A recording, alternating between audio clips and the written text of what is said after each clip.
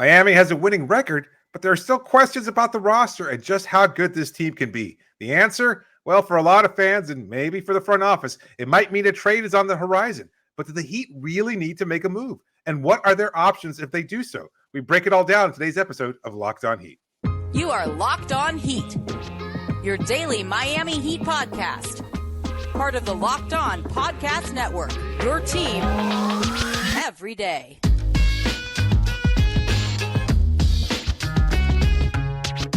All right, welcome to Locked On Heat, your daily podcast on the Miami Heat. I'm Wes Goldberg. Joining me, as always, David Ramil.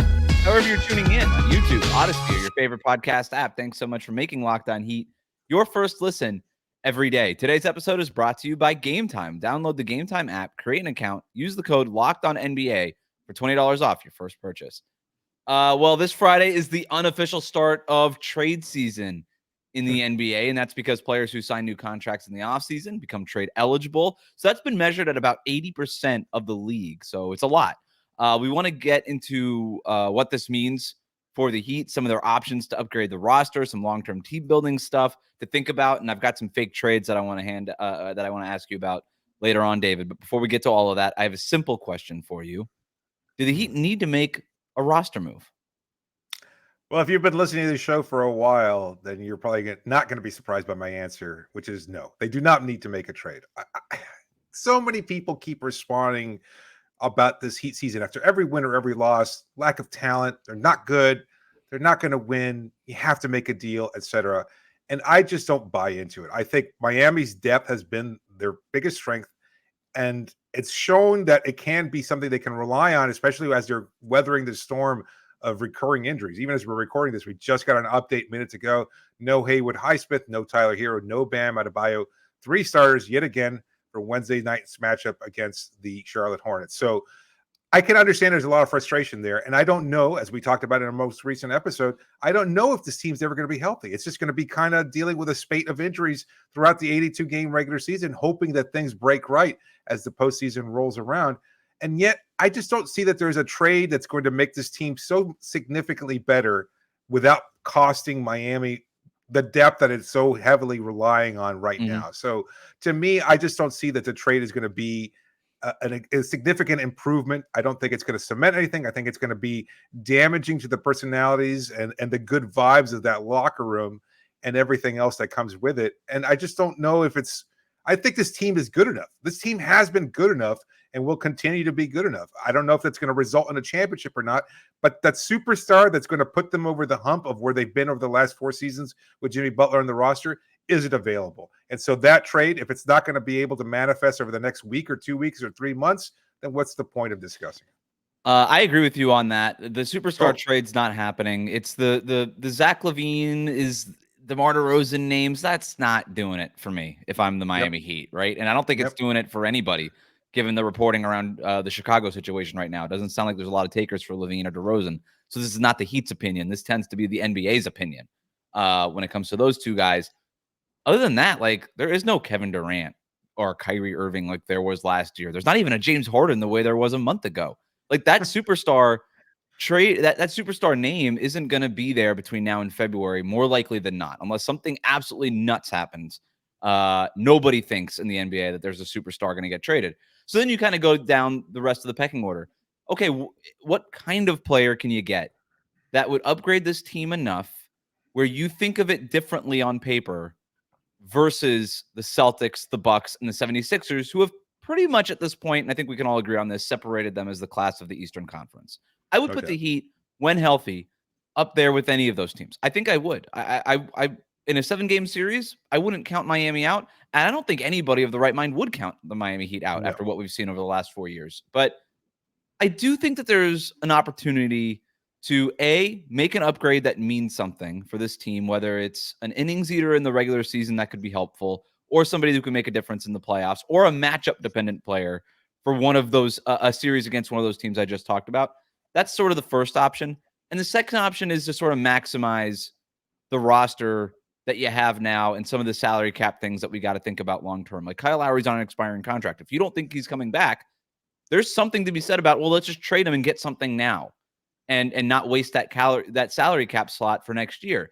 There's something to be said about Caleb Martin who is probably going to opt out of this player option for next year worth $7 million and look for a pay a pay bump. And if you don't think you're going to be able to bring him back, well, you have Haywood Highsmith, you have Jaime Jaquez.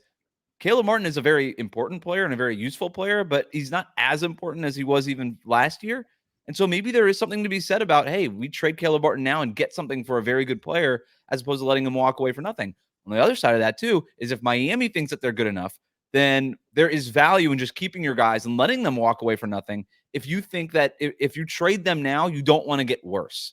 If you trade Lowry or Caleb Martin, for instance, those two guys, if you trade either one of them now, you have to either be as good or better, because I think that this team, like you, is good enough that it's not worth taking a step back, even if it means getting something for guys before they walk away. I would rather them just, in other words, walk away if it means you're maximizing this window. That's fair. You were banging the drum about James Harden and the acquisition of James Harden pretty loudly. I think maybe even louder than any other media member, maybe with the exception of Barry Jackson, who just loves change for change's sake, it seems. Looking back now, put on your rear view goggles for a second here and look back now and recall how Kyle Lowry has played his on nights and his off nights. And I know there have been a good mix of both. Would you still make that trade now? Yes. Considering what we've seen from Harden and the Clippers? Yeah. 100% I would. Harden's looked pretty good lately for the Clippers. And so have the Clippers. He's had to kind of redefine him in his image. The thing is, you know, as he said, he's not a system player. He's a system. So it's kind of like get everybody. And he's to right. fall The in Clippers line. have sort of made it more of a James Harden system, and the Clippers have started winning more games, and things have sort of fallen in line. Like, would that have worked in Miami though? Sure. Why not? Why? Why would it have? Would you think that James Harden could have bet Jimmy Butler and Eric Spoelstra and Bam Adebayo to his will and kind of redefine? No, I don't know the way they play.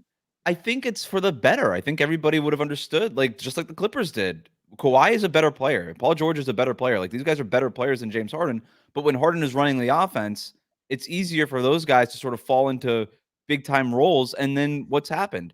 Kawhi and Paul George haven't missed a game this year. They're about to play their second night of a back-to-back for the first time in a long time on Tuesday night. Like, they don't need to do as much, and it works. And then the Clippers are winning. I don't think it's necessarily James Harden, stomping his feet and getting his way. I just think it results in good basketball.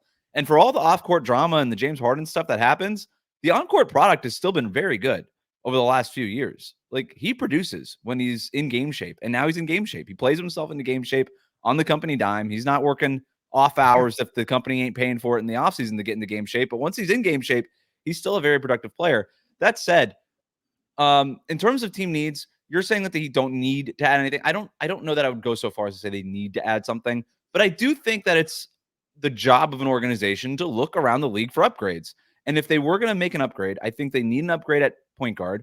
That doesn't necessarily mean you need to upgrade Kyle Lowry. I just think that you need depth at the position. Like, if you're looking like, hey, can we go find a real backup point guard who is better and obviously now healthier than Drew Smith, and maybe more of an option in case Lowry and or Josh Richardson get injured. I think that should be on the table. I think maybe even a starting power forward should be on the table. The Haywood Highsmith experience started off really strong. It's sort of tailed off. Obviously, he's hurt now. And with him hurt, you've got to start Caleb Martin there. So I think either depth at power forward or a new starting power forward, something like that could be helpful for the Miami Heat. We're talking about minor moves, to your point, David. We don't think that superstar trade is happening, but I think there are trades that can help this team out there. That's fair enough. I think those are the two areas of kind of need there. And need feels like too strong a word, but if you're looking for the biggest holes in the roster, that's probably the point guard position, the depth position. Gabe Vincent might be available with the Lakers. You might be able to acquire him. We'll get to some names. We'll get to how the salary cap affects the Heat's options and some news about what the Heat told Tyler Herro about who they'd be willing to trade him for coming up after this on Locked On Heat.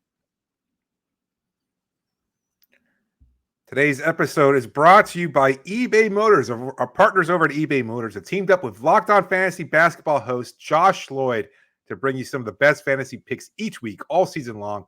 Whether you're prepping for a daily draft or scouting the waiver wire every week, we're going to provide you players that are guaranteed to fit on your roster. So let's see who Josh has picked out for us on this week's eBay's Guaranteed Fit. One of my favorite new rookies he's got on his list. Is it Asar Thompson or Keontae George? Keontae George. 30 points on Monday night. I love Keontae George. For Utah, he's awesome. What a home run pick for them.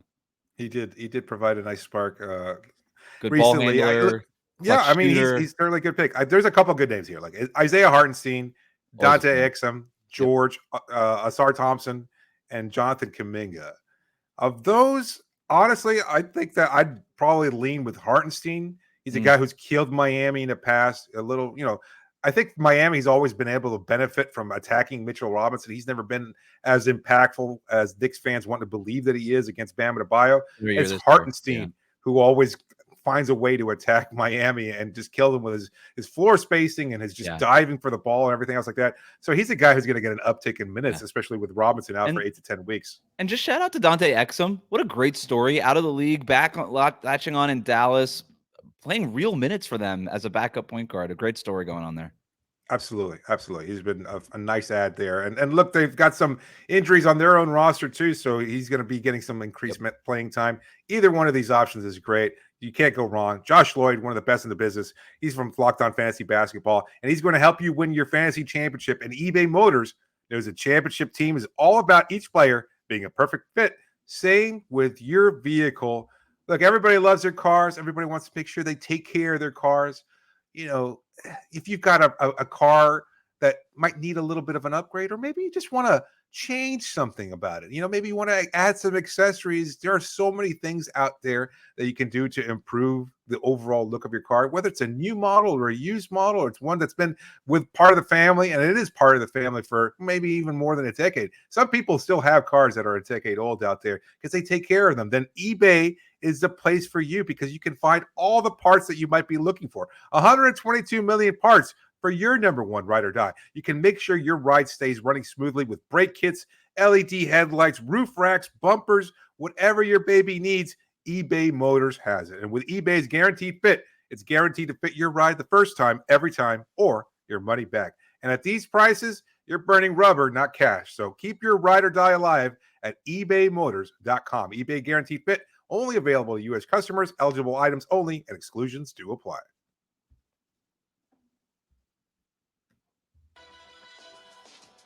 Thanks for making Locked On Heat your first listen every day. Make sure you are subscribed on YouTube and your favorite podcast app. Locked On has launched the first ever national sports 24/7 streaming channel on YouTube. Locked On Sports Today is here for you 24/7, covering the top sports stories of the day with local experts of Locked On, plus our national shows covering every league. Go to Locked On Sports Today on YouTube and subscribe to the first ever national sports 24/7 streaming channel. I've got some names of potential trade options for the Heat that I want to get to later, but first, you mentioned Barry Jackson earlier. The Heat, according to Barry Jackson of the Miami Herald, told Tyler Herro that he wouldn't be traded unless it was for a top 75 player of all time. So if you go by the NBA's 75th anniversary list, which obviously this is the thing that they were referring to, that's Damian Lillard, that's Kevin Durant, who he would have definitely been traded for had those deals gotten done with Miami. Other names on that list, because that's the next step here. If you're not going to trade, if you didn't trade Tyler Herro over Damian Lillard or Kevin Durant, who would you trade him for? The other names of active players on that list: Giannis, Steph Curry, Anthony Davis, James Harden, who the Heat did not trade Tyler Herro for, so I guess he doesn't count. LeBron James, Kawhi Leonard, Chris Paul, and Russell Westbrook.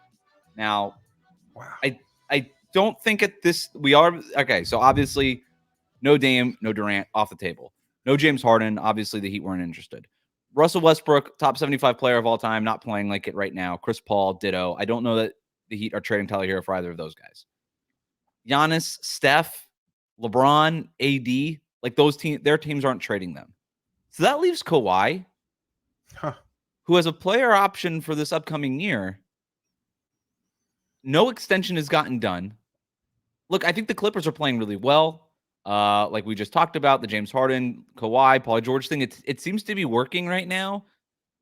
But Kawhi still doesn't have a contract for next year. He's probably opting out. So I don't know. It's just a name. I'm not reporting anything. I haven't talked to anybody. It's a name on there. You start talking about top 75 players. It's on my radar. That's all I'm saying. It is very unusual wording, and Barry's not beholden to us or anybody in terms of whether or not he's paraphrasing it or kind of mincing words to a certain degree there. I think maybe it was just a kind of neat way to encapsulate the fact that Tyler's name had been included for either KD or. Well, I think the top 75 thing was literally said by the Miami Heat organization to Tyler Herro in his representation, because I hadn't thought about this, but when I did that story about Tyler Herro for the Ringer, I was asking him about being included in trades for Dame and KD, and I was like, people, he should take it as a compliment, and I was like, do you take it as a compliment? And he kind of laughed at the question. He's like, I guess that's one way to look at it.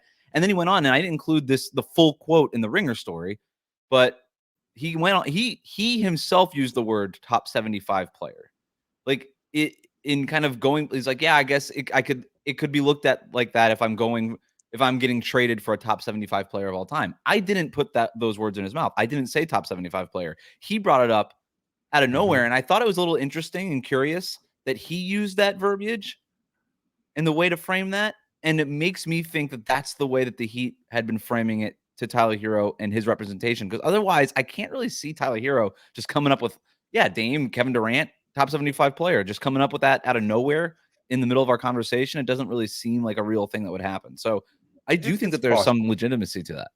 Yeah, I mean, it might have even been just, contextual again. It might have been just something like they were kind of just talking off the cuff. It's like, we wouldn't trade you for anybody other than a top 75 all-time player. Yeah. But you know what I say? I say BS. I'm sorry. This is the NBA. Like, if there was a better deal out there, if Donovan Mitchell says, Miami, that's it. This is the only team for me. The way that you could spin that is, we think Donovan Mitchell will end up being a top 75 player, right? Like, there's definitely wiggle room there. Yeah, that list isn't going down, though. That list isn't going down. That list is only going to increase. They're not going to put out another list until the 100th anniversary, and I don't know if Donovan's going to make that cut, but that's a whole other conversation. Either way, if Donovan or superstar player says Miami or bust, whether they're top 75 or not, and Tyler's name is the one that makes sense in terms of trade partners, absolutely. I think.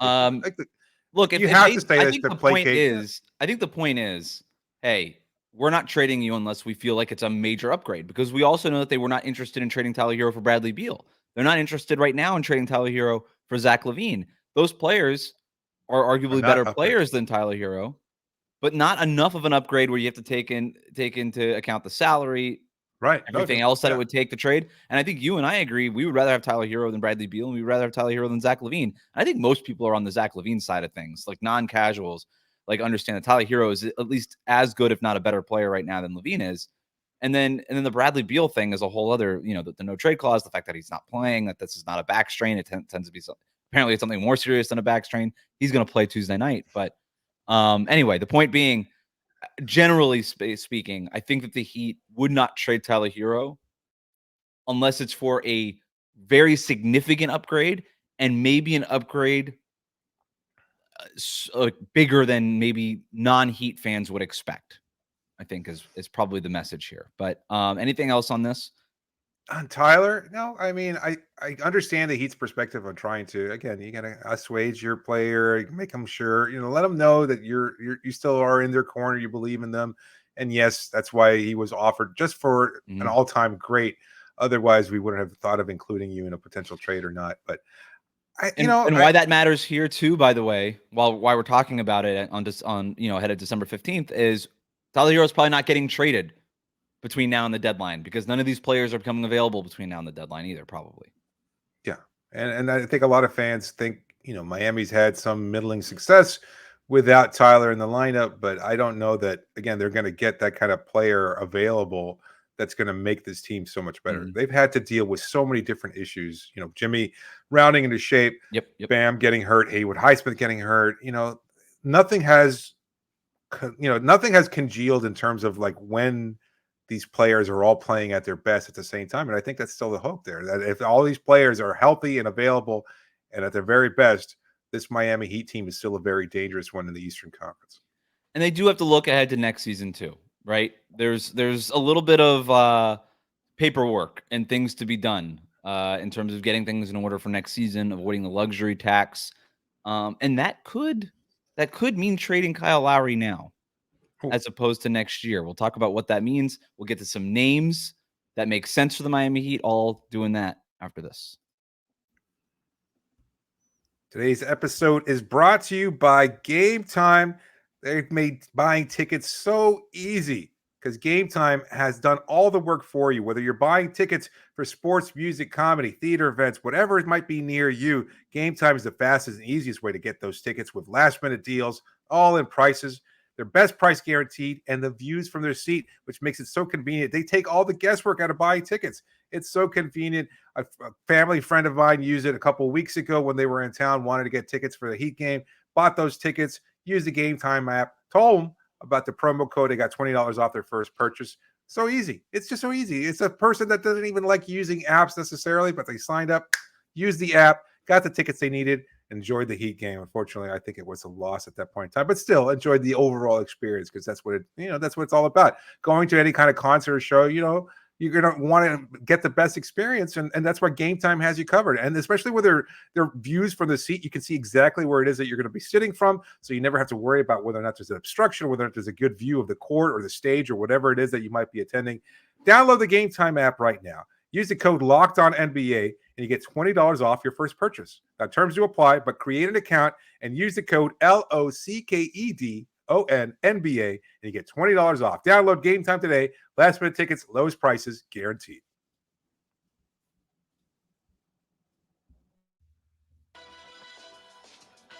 Thanks for making Locked On Heat your first listen every day. Make sure you're subscribed on YouTube and on your favorite podcast app. If you're watching us on YouTube, please hit us a like. What's that? I got a quick question. Yeah. I mean, kind of rolling around my mind there after the last segment there. What is the worst player that you would trade Tyler Herro for? Oh, see, you're putting that on me now. I'd have to really think about that. It might be Donovan Mitchell, and I'm not even sure I would do it for Donovan Mitchell. I have not. What about Jalen Brunson? No. I'm not saying they're trading him. You wouldn't trade for Jalen Brunson the way he's played on this team? I hesitate to take more players who are small for their position on this team. But he's also young, and he didn't play Brunson at this point. I think he's 27. A great fit. Yeah, that's. I mean, maybe Jalen. I wouldn't. Yeah, maybe Jalen Brunson. He's like what 6'1". You got Jimmy. You got not even listed at 6'1". Like he's Chris Tyler Paul. Herro. Sorry, he's like Kyle Lowry size basically. Yeah. You've got Bam. That's small for his position. You're basically small at every position other than shooting guard whether it's Tyler Herro or Duncan Robinson. Those guys are big for their position, but I don't know. Yeah, maybe I guess. Yeah, I mean Jalen Brunson's probably going to be all NBA, which means he's top 15. So yeah, maybe I would. Maybe I would do it. Like I said, you sprung it on me. I don't know. No, I know it takes some time. Sorry, I was just thinking about that because you're talking about the very best players in the NBA, and that's who he would be included for. But I don't think that's realistic either. But if you're looking at other possible venues to trade a Tyler, then who would that be for? What's a realistic Would you do it for deal? Pascal Siakam? Because he's a name that's been out there. Eric Green from The Athletic was saying that, and I don't think this was being reported necessarily. He said, I wouldn't be surprised if Miami kicked the tires on Pascal Siakam. I think that's more opinion based, but I don't want to speak for him. Yeah. Still, Siakam. I mean, this is a guy who's an all-star almost every year, kind of an all-NBA conversation kind of guy every year. Would you trade Tyler for Siakam? I don't think it'd be a perfect fit, but yes. Unfortunately, I think I would. I don't think I would. That might be the worst player, even because he's probably worse than Brunson. But Anunoby? Maybe. I mean, the Anunoby fit is a good one in Miami. My Siakam issue is that it's not a good fit. You're talking about a guy who around Jimmy Butler and Bam Adebayo, you need guys who are a little bit low usage, who don't need the ball in their hands for a long time. They just want it for a good time. Floor spacers. And a guy who could space the floor. And Siakam has had literally 1 year. It's almost like Draymond Green-esque, but not quite as bad, where it's one kind of random year where he peaked as a three-point shooter, and the rest of it's been 30% or worse. Siakam is very similar.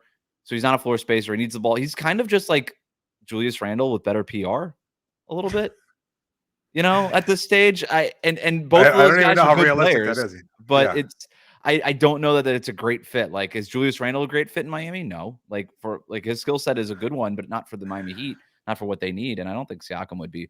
Anunoby makes more sense though, because he's a defensive first player, catch and shoot kind of guy. That's the kind of guy that I would consider, and even maybe for Tyler Herro, just considering the fit and everything like that. But let's move on to some other names. But first, before we get to that, just to set the table, because of where the Heat are at in relation to the luxury tax for next season, which is something that they have to consider. Miami's options in a big kind of deal basically boil down to this: let Lowry's deal expire, right? And then you just use, and then you're a non-tax team for next year, and that unlocks a $13 million mid-level exception. So if you let Lowry's contract expire, you now have a $13 million exception to play with in free agency, and you could still potentially re-sign Caleb Martin and Haywood Highsmith, who will be a restricted free agent. The other option is you trade Kyle Lowry for long-term money, so you don't waste that salary cap slot, and you upgrade the roster now. But in doing that, you're not getting that free agent option, and you might be sacrificing that ability to re-sign Caleb Martin and possibly Haywood Highsmith because of where they would be in relation to the second luxury tax apron, which the Heat have basically signaled they're not going to go into that second tax apron. And a lot of teams are like that because of all the team building constrictions and things that come with that. So I've got like a few different sets of names. I've got 3 sets here. I've got a December 15th set of players who become trade eligible on Friday and could be worth exploring. I've got big upgrades that you would trade Kyle Lowry for players who are under contract for next year. And so that would basically be saying, okay, we're going to turn Kyle Lowry's salary cap slot into this player for next year and for next year. And then I have another list of free agents that the Heat could look for if they say, okay, actually, we prefer to have a shot at this free agent and let Kyle Lowry walk for nothing, as opposed to trade Kyle Lowry for one of these other players. So I have 3 different lists. Which one do you want to start with? Let's start with the December 15th list. All right. These are little minor upgrades, but I think they're players that are worth keeping an eye on. Again, these are players who signed contracts over the offseason. They become trade eligible on Friday, December 15th. The first one I'm looking at, Javon Carter from the Chicago Bulls. Kobe White has basically ascended on the depth chart. Alex Caruso is playing well for them. I think if and when Zach LaVine comes back for them, Javon Carter is already on the fringe of the rotation. When LaVine comes back, he'll probably be pushed out of the rotation. The Miami Heat need a backup point guard. I think Carter could help. The thing is, his contract is almost an exact match with Caleb Martin. Would you trade Caleb Martin to Chicago for Javon Carter and maybe like like 2 second-round picks? No. I think that could be. I probably wouldn't either, but I think it could be interesting. I'm looking at Aaron Holiday, backup point guard for the Houston Rockets. Now, I don't know that the Rockets are going to make Aaron Holiday available. He's actually been helpful for them. He's kind of their only backup point guard behind Fred VanVleet, and the only other ball handler on the roster is Jalen Green. But you could trade Thomas Bryant's contract for Aaron Holiday, and Houston is rumored to be in the market for maybe some backup center help. Maybe they see Thomas Bryant as an option there. Would they swap Bryant for Holiday? If I'm the Heat, I'm at least making the call. Yes. Patrick Beverley, if the Sixers make a move for a backup point guard, which I think they have to do, because Beverly's not been awesome for them, they have more assets to go after, like an Alex Caruso or that kind of player than Miami does. So I don't think like the Carusos of the world are necessarily in the market, kind of in the realm of Miami's possibilities. But if the Sixers were, for instance, to make a move for Caruso, maybe they buy out Patrick Beverley, or they're willing to trade him for a small contract like a Drew Smith or a Thomas Bryant kind of contract like that. Beverley right now playing on the minimum. That could be something that could be worth, again, making a call on if you're Miami. And then the last one I have here, which I think is pretty interesting, Derrick Rose from Memphis. No. He's been helpful for them, but they have Marcus Smart. You've got Derrick Rose as a backup point guard, good locker room presence. And then Ja Morant is on his way back too. When Ja comes back, do they even have a need for Derrick Rose? He's got a larger salary than what Miami could pretty much match without having to sacrifice anything. But Miami also has the $9.4 million traded player exception that they acquired in trading Oladipo. And Derrick Rose's salary would fit neatly into that trade exception. So if Miami were willing to pay a ton more in luxury taxes this year for a significant upgrade at backup point guard like Derrick Rose, I don't know. I don't think that the Heat would do it. It doesn't really strike me as something that they would do, but it's a name that's worth keeping an eye on is all. I think Pat Bev is probably the best option of those. I like Pat Bev or Aaron Holiday. I think if you can get one of those guys, that would be, especially if you can get Pat Bev on the buyout market. If Philadelphia makes another move that pushes him out of the rotation, that would be the way to go. All right, so I got the other 2 sets of names. So again, just to reframe this, Miami's decision comes down to, all right, do we think that we can get somebody for Kyle Lowry before the trade deadline that's better than one of the following free agents that we might be able to get with the $13 million non-taxpayer mid-level exception. That's kind of the decision that Miami is making if they already get to the conclusion of trading Kyle Lowry. So here are the free agents that could be had for that MLE. Tyus Jones, Spencer Dinwiddie, Markelle Fultz, D'Anthony Melton, Malik Monk, who actually might go for more than that, Gordon Hayward, Royce O'Neal, Kyle Anderson, and Kelly Olynyk. So those are just names. Of those names, is there like one that sticks out to you as maybe a good fit for Miami if they have that mid-level exception that they should go after? No, not really. I kind of like Tyus Jones. Yeah, I mean, he's another undersized guard, right? Like, I mean, that's the thing. If you can acquire him cheaply, but as a free agent to spend your wad on that, I don't know if that's necessarily the right route for Miami. All right, so here are the upgrades then at the trade market. So you don't like any of those guys. I think if you're looking to turn Kyle Lowry's contract into something, then these would be the guys. And these guys are making around like $22 million a year, which is where the Heat would need to be if they traded Lowry for somebody who's under contract this year and next year and still wanted to avoid that second tax apron. Here are the names. Terry Rozier, who had a really good game against Miami the other night. Yeah. Cam Johnson from Brooklyn. Malcolm Brogdon. DeAndre Hunter. Marcus Smart. Nikola Vucevic. Bojan Bogdanovic from Detroit. Keldon Johnson. D'Angelo Russell. Colin Sexton. And I added this name on there because I'm just keeping an eye on him. Larry Markkinen. Just keeping an eye on him. I don't know that he's necessarily part of Utah's future, even though he was an all-star last year. I think that Danny Ainge might budge if you called him with a good offer. I don't know that offer includes Kyle Lowry, but these are the names that I came up with looking at some of the salaries of guys next year. Ooh. Can I hear it one more time? I don't know. I'll go quickly. Rozier, Cam Johnson, Brogdon, DeAndre Hunter, Marcus Smart, Vucevic, Bojan Bogdanovic, Keldon Johnson, D'Angelo Russell, Colin Sexton, Larry Markkinen. Marcus, and I hate saying it, but I think he would be like the right upgrade for Miami at the position. And plus, I mean, think of the karma being able to beat Boston with Marcus Smart on Miami's roster after all those years. Come to the winning Memphis side, might be baby. looking, after the way this season has gone, to get off some of that long-term money. Now, they did trade a first-round pick for Marcus Smart. I don't know if they're willing to take the L on that. I don't know that Miami would want to trade a first-round pick back to Memphis for Marcus Smart. That's the other problem here too. Is are you having to include more stuff, or would you be willing to include like a Nikola Jovic or something like that in addition to Kyle Lowry to get a deal done? That's all part of the mechanics of this. But we just wanted to have a show here where we kind of got the unofficial start of trade season started, kicked off with some names that you should be watching, some of the context, some of the salary cap things that Miami is thinking about. We got into the weeds in some of the numbers, but I think all that kind of stuff is helpful as we think about this kind of thing over the next couple of months. But for now, thanks for making Locked On Heat your first listen every day. Hit that subscribe button on YouTube and follow us on your favorite podcast app.